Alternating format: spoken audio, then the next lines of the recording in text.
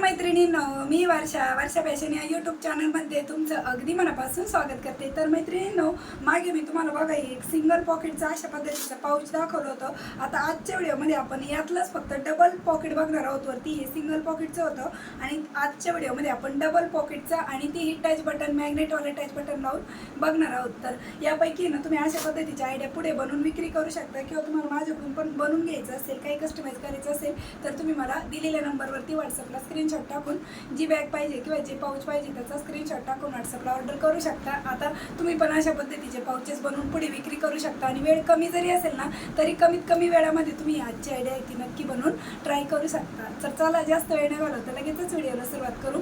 Video useful वाटला, आवडला तर प्लीज प्लीज प्लीज व्हिडिओला लाईक करा आणि लाईक केल्यानंतर हाईपचे जे पॉईंट असतात ना ते पण देत चला। तर चला सुरू करूया आजच्या व्हिडिओला। तर मैत्रिणींनो, आजच्या व्हिडिओमध्ये आपण बघणार आहोत माझ्याकडे हा बघा शिल्लक राहिलेला ब्लाऊज पीस आहे, म्हणजे छोटासाच तुकडा आहे आणि याच्यापासूनच आपण आजची आयडिया आहे ती ट्राय करणार आहोत। तर त्यासाठी बघा मी इथे कॅनव्हास पेपर घेतलेला आहे। आता मला आहे ना व्हॉट्सअपवरती एका आजींची कमेंट आली होती, म्हणजे व्हॉट्सअपला मेसेज आला होता की कॅनव्हास पेपर कोणत्या बाजूने चिकटतो ते दाखव एक व्हिडिओ बनवून। तर पूजा आजी म्हणून त्यांचं नाव आहे, तर त्यांनी मला असं रिक्वेस्ट केली होती, त्यामुळे मी त्यांच्यासाठी कॅनव्हास पेपर कोणत्या बाजूने प्रेस केल्यावरती चिकटतो ते सांगणार आहे। तर कॅनव्हास पेपर हा ब्लाऊजला आपण जी गळ्याची डिझाईन बनवतो ना तेव्हा वापरतो तोच पेपर कॅनव्हास आहे हा।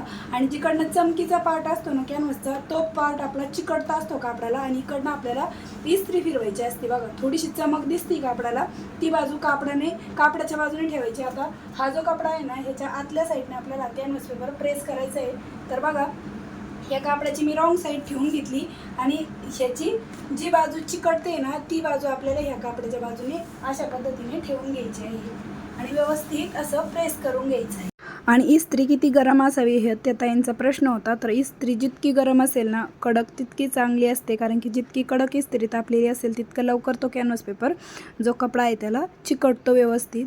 ठीक आहे, आता त्यानंतर जेवढं कॅनव्हास पेपरपेक्षा एक्स्ट्राचं फॅब्रिक आहे ना ते आपण इथे कट करून घेत आहोत।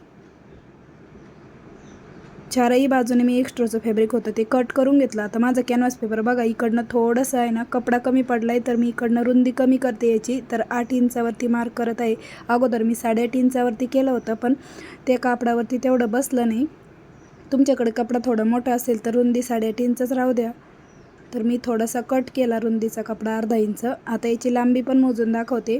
तर 30.5 इंच याची लांबी घेतली आहे, म्हणजे 8 बाय 30.5 इंचाचा इथे आपल्याला एकच आयताकृती पीस लागणार आहे। आता जिकडनं लांबी आहे तिकडनं आपल्याला इकडनं 4 इंचावरती एक मार्क करून घ्यायचं आहे। 4च्या वरती अजून एक 4 इंचावरती मार्क करून घेतलं आणि याच्यावरती आता आपल्याला 3.5 इंचावरती मार्क करायचं आहे। बघा म्हणजे तिसरी लाईन आपल्याला 3.5 इंचावरती मार्क करायची आणि चौथी पण लाईन 3.5 इंचावरतीच मार्क करायची। आता हे तुम्हाला समजत नसेल तर मी इथे स्क्रीनवरती लिहून दाखवते। बघा 4-4 इंचाच्या 2 लाईन आणि 3.5 इंचाच्या 2 लाईन। आता अशी आपल्याला फोल्ड करायची, तर मी तुम्हाला इस्त्री फिरून दाखवते म्हणजे तुम्हाला प्रॉपर समजेल।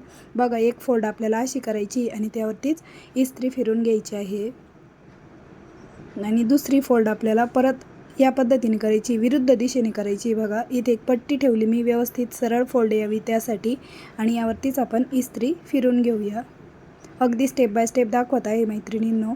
ठीक आहे, 2 झाली। आता ही तिसरी घडी बघा आपल्याला अशी करायची, म्हणजे एक म्हणजे उलट सुलट घड्या करायच्या आहेत बघा। ठीक आहे, तिसरी पण झाली इस्त्री। आता चौथी आपल्याला अशी फोल्ड करून यावरती इस्त्री करून घ्यायची आहे। बघा तर परत एकदा दाखवते मी, तुम्हाला जर कन्फ्यूज झाला असाल तुम्ही तर।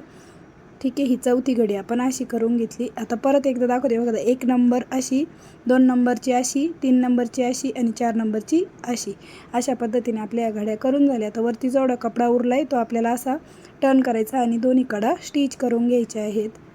तुम्ही हवं तर इकडनं कडेला अगोदर टाचणी लावून घेऊ शकता, पण मला काही आवश्यकता वाटली नाही म्हणून मी डायरेक्टच स्टिच करून घेतलं। आता जिकडनं आपला मोकळा पार्ट दिसतोय ना तर तिथे आपल्याला थोडंसं राऊंडची इथे मार्किंग करायची। मी अगोदर आहे ना मार्किंग केली आणि स्टिच केलं आणि दुसऱ्या साईडने पण आपल्याला हाच आकार परफेक्ट येण्यासाठी ह्याची पण अगोदर मार्किंग केली आणि मग स्टिचिंग करून घेतलेली आहे। बघा आणि यावरती टिप पण मारून घेतली आहे डबल आणि परत एकदा कन्फर्म चेक केलं की परफेक्ट आलं आहे का, तर बरोबर आलेलं आहे। आता त्यानंतर आपल्याला इकडनं बघा हा जो ओपन, इथून नाही इकडनं जो कपडा आहे तिथून आपल्याला हा कपडा ओपन करायचा आहे। बघा इथे भरपूर तुम्हाला असे फोल्डिंगचे कापडं दिसतील, पण जिकडून कापड दिसतंय तिथूनच ओपन करून घ्यायचं आहे। आता ही झाली एक घडी मारून. आता दुसरी एक आपल्याला टर्न करून घ्यायची. तर 1 नंबरचं पॉकेट सोडून द्यायचं आणि 2 नंबरच्या पॉकेटमधून आपल्याला ही राईट साईडला टर्न करून घ्यायचं आहे बघा. अशा पद्धतीने म्हणजे आपले इथे 2 पॉकेट आहेत ते तयार झालेले आहेत बघा. आता यावरती ना अगोदर आपण इस्त्री फिरून घेऊ म्हणजे तुम्हाला प्रॉपर कळेल. आणि टच बटन लावायला आपल्याला इथला पार्ट ओपनच आहे. तर इथे मी अगोदर टच बटनची मार्किंग करून घेते बघा सेंटरची, आणि वरतून खाली अर्धा इंचावरती मार्क केलेलं आहे. तर अगोदर हे मॅग्नेटवालं टच बटन आहे, हे काय 10 रुपयाला मिळतं कुठल्याही टेलरिंग मटेरियलच्या शॉपमध्ये. अगोदर इस्त्री फिरून घेतली. आता बघा हा जो कपडा आहे ना, इथून आपल्याला हात घालता येतो आहे आणि फक्त वरच्याच कापडाला आपल्याला टच बटन आहे ते लावून घ्यायचं आहे बघा. आणि आतल्या साईडने थोडंसं कैचीने कट करायचं आणि इथे याच्यासोबत एक प्लेट्स येते ना, ती यावरती ठेवून घ्यायची आणि या दोन्ही कडा दाबून द्यायच्या. सिम्पल म्हणजे बघा अशा पद्धतीने टच बटन लावलं तर ते आपलं वरच्या साईडने पण अजिबात दिसत नाही बघा. मी तुम्हाला दाखवते, वरतून दिसत नाही कारण की ते आपण अशा पद्धतीने हात घालून आतल्या साईडने लावलेलं आहे त्यामुळे. ठीक आहे, तर एका साईडचं टच बटन लावून झालं. आता दुसऱ्या साईडच्या टच बटनची आपल्याला अशा पद्धतीनेच मार्किंग करून घ्यायची आहे.